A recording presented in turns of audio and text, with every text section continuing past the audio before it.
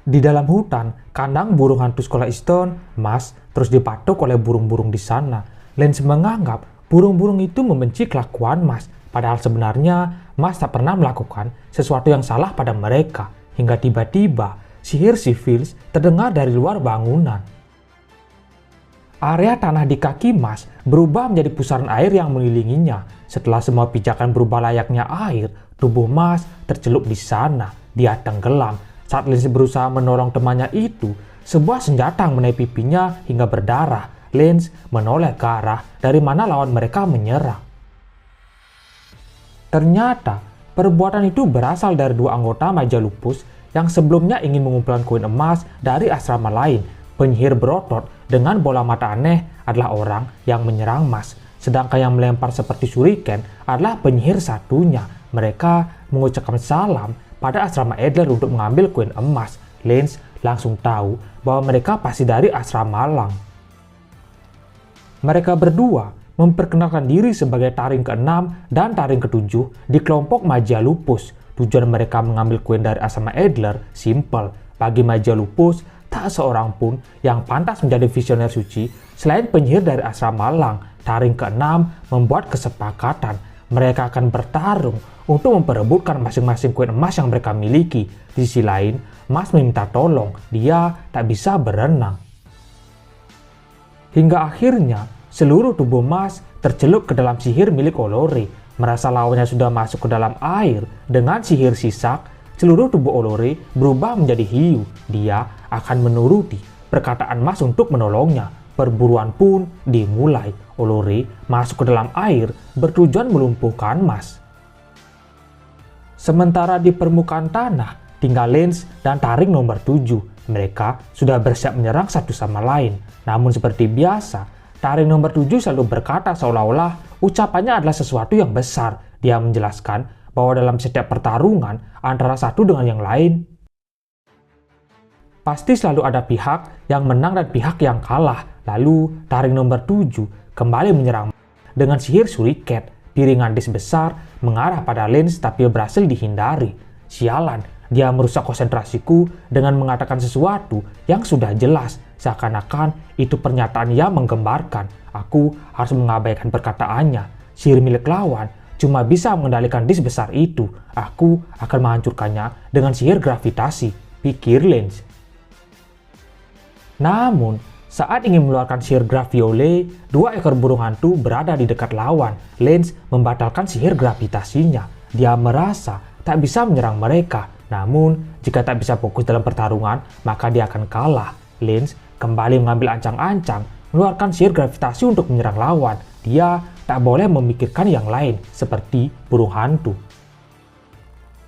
Namun, tiba-tiba bayang adik tercinta muncul, menyuruh Lance agar tidak menyakiti burung hantu malang tersebut. Lagi-lagi, sihir gravitasi dia batalkan. Bahkan, dia meminta maaf pada hayalannya sendiri. Taring 7 merasa musuhnya aneh. Penyihir ragu-ragu adalah salah satu ciri-ciri penyihir yang lemah. Dia kemudian kembali menyerang Lance dengan sihir shuriken. Shuriken double, dua piringan besar mengarah pada Lance. Saat ingin menghindar, sesuatu menghalangi pikirannya kembali.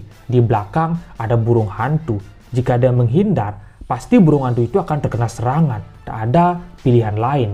Lance berusaha menahan serangan yang datang dengan bermodalkan tubuh serta tongkat sihir miliknya. Meski beberapa bagian tubuhnya sudah mengeluarkan darah, Lance masih berdiri. Dia belum tumbang. Melihat tongkat sihir lawan bisa menahan serangannya, nomor 7 menyadari sesuatu. Tongkatmu terbuat dari kayu magnolia. Kau anak dari keluarga Crown ya? Keluarga Crown yang bergengsi terkenal akan sihir gravitasi mereka. Kudengar putra tertua mereka kabur dari rumah. Tak kusangka dia ternyata sangat lemah. Kau pasti kabur karena kau adalah produk yang gagal, bukan? Aku kasihan sekali padamu. Kau cuma orang lemah. Bagaimana penyihir lemah sepertimu memiliki dua tanda? Kau tahu, bisa menghancurkan perasaan orang lain lebih lemah darimu adalah perasaan terbaik di dunia. Kita tak bisa menilai diri sendiri tanpa menilai orang lain. Harus ada orang yang di posisi bawah. Bagaimana lagi caramu tahu keunggulanmu kalau bukan karena itu? Tujuan kau adalah untuk membuktikan kalau kami lebih baik. Kasian sekali, waktunya mengakhiri. Begitu mengalahkan keturunan keluarga Crown, aku sekali lagi membuktikan keunggulan. Jadi menyerahlah, ucap taring ke-7. Dia lalu menyerang Lance menggunakan sihir Shuriken triple. 3 Shuriken putaran dis mengarah pada Lance. Tapi ada sesuatu yang membuatnya hilang fokus. Burung hantu yang sebelumnya berada di sekitar kini berpindah. Lance beraksi dengan mudah. Sihir Gravioli miliknya menghancurkan semua dis besar lawan. Ternyata saat taring 7 mengoceh dari tadi, Lance menggunakan sihirnya untuk memindahkan burung-burung hantu yang menghalangi jarak serang. Karena sudah tak ada halangan, kini Lance siap bertarung dengan benar. Begitu ya, mantra terakhir yang dia ucapkan menggerakkan skop untuk merusak karung pakan. Jadi para burung bergerak ke sana. Alasan dia tak melawanku apa karena keberadaan burung hantu, pikir taring 7.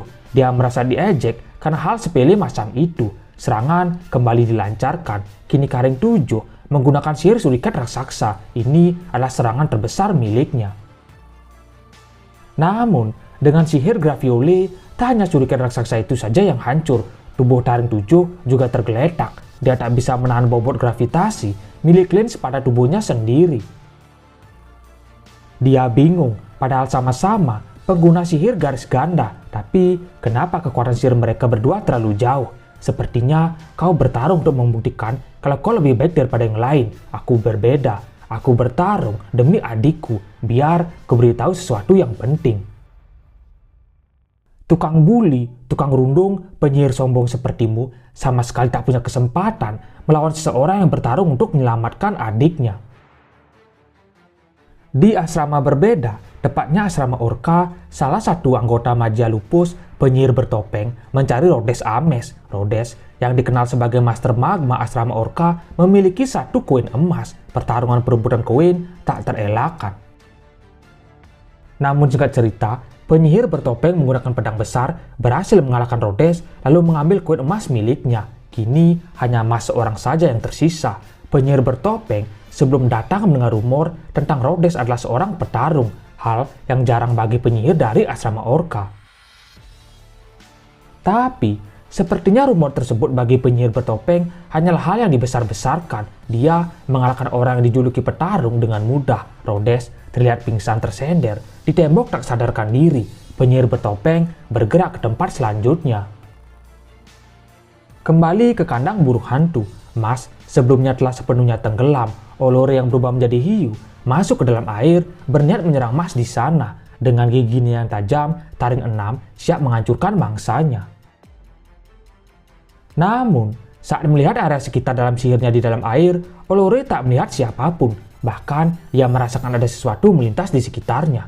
Apa? Aku merasa ada sesuatu yang melewatiku dengan kecepatan tinggi. Tapi, itu konyol. Manusia tak bisa berenang dengan kecepatan 10 km per jam.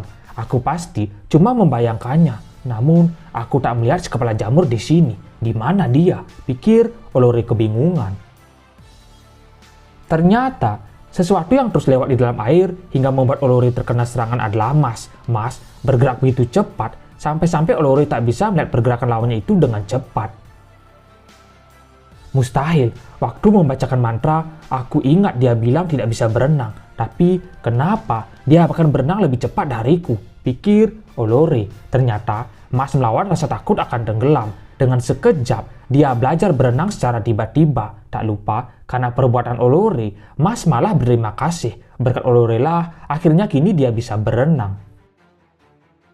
Keadaan berbalik, hiu Olore adalah pemburu mangsa di dalam air. Namun saat melawan Mas, malah dirinya yang diburu. Mas berenang begitu cepat, melilingi Olore hingga membuat hiu tersebut tak bisa bergerak kemana-mana.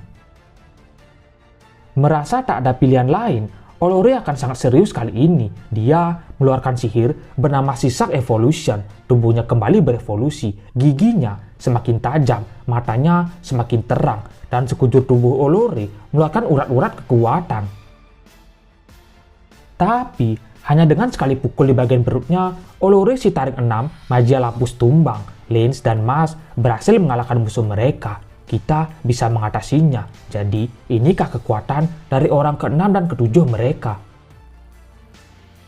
Mereka terasa lemah, Tensi dramatisnya terasa hilang, kata Lynch, hingga tiba-tiba seorang sudah berada di belakang mereka berdua. Dia adalah penyihir bertopeng yang sebelumnya berhasil mengalahkan Rhodes.